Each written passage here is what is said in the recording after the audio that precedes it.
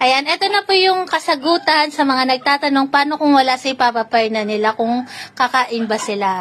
Kaya ito po ipapakita ko na po sa inyo kung makikinig ba sila sa akin. Barak, bago po ang lahat, magpe-pray muna sila bago kumain. Barak, pray ka muna sa bangko. Dalawang kamay. Pray. Panginoon, maraming salamat po sa nakahandang pagkain ng aming mga par babies. Sa araw-araw ay kami po ay nakakaraos. Salamat po sa biyaya. Amen. Teka lang pwesto na muna dito, pwesto. Pwesto muna ha. Pwesto lang, pwesto.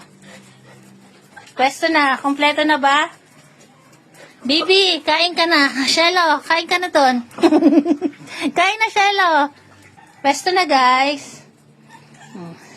Pag sinabi ko, kain na kayo, ha? Ready? Kain na. Kain na. Ayun lang, labo-labo. Dito ka parak sa kabila.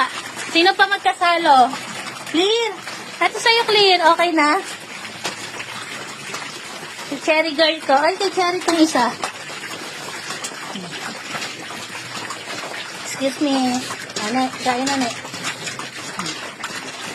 Ayun po si Shelo, kumakain na. Ayan silang lahat.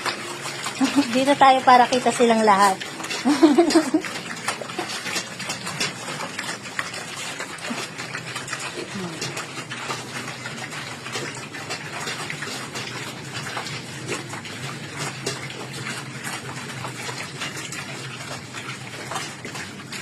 Ayan, nakikinig naman po sila sa akin kahit wala yung Papa Perna nila. Yun nga lang, may time na makukulit.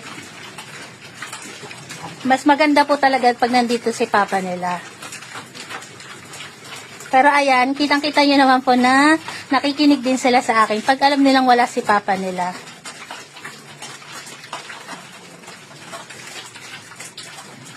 Copper, wag kang sumali dyan, Copper.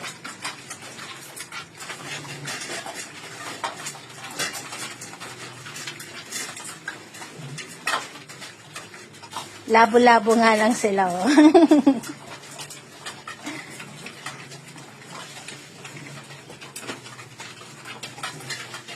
Tapos na Shelo ko.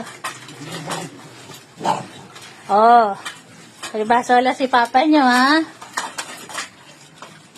Walang mag-aaway. Copper! Huwag ka dyan sa nanay mo, Copper. Huwag ka dyan sa kay Mamay Diba.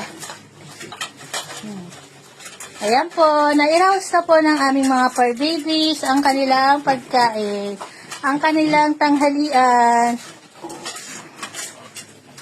Natapos na po nila. Ayan. Salamat po sa naka-appreciate ng aming video. Maraming salamat po sa aming mga followers. God bless po sa atin.